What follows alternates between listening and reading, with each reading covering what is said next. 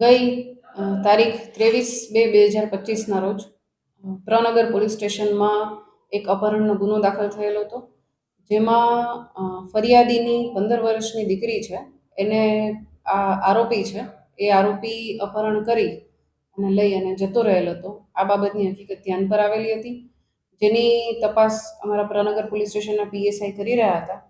આ દરમિયાન માહિતી મળતા અને ટેકનિકલ સોર્સિસની મદદથી આ જે આરોપી છે એને શોધવા માટેના અમારા પ્રયત્નો ચાલુ હતા. આ દરમિયાન માહિતી મળતા આરોપી યુપી હોવાની જાણ થતાં આ જે આરોપી છે એને અમારી પ્રનગર પોલીસ સ્ટેશનની ટીમ છે ઉત્તર પ્રદેશથી પકડી અને લાવેલી છે.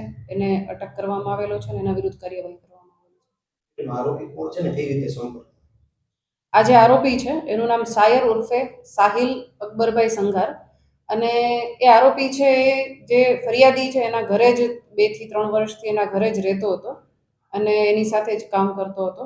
અને એ જ રીતે છેલ્લા 2 વર્ષથી આ ભોગ બનનાર છે એના સંપર્કમાં આવેલો અને છેલ્લે ગઈ તારીખ 22ના રોજ એ ભોગ બનનારને અપહરણ કરી અને લઈ ગયેલ હતો.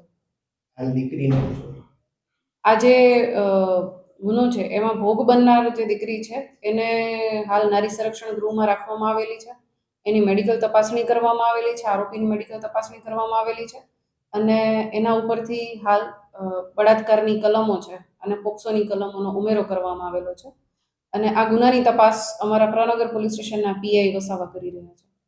આરોપી સાથે જે રીતના તેમને લઈ ગયું તે દરમિયાન આ જે ઘટના બની એ ઘટનામાં કોઈ વિશેષ ટેકનિકલ સોર્સનો ઉપયોગ કરવામાં આવ્યો હોય, કારણ કે સોશિયલ મીડિયામાં તેઓ વિડીયો મૂકતા હતા.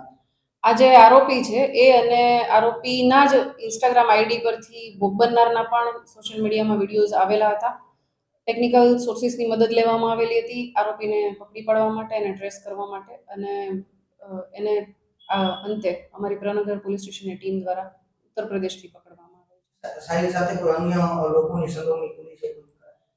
સાહિલને મદદ કરનાર અન્ય એક વ્યક્તિ છે જેની સંડોવણી ખુલી છે, એનું પણ ગુનામાં આરોપી તરીકે એને મદદગારીમાં લેવામાં આવેલો છે.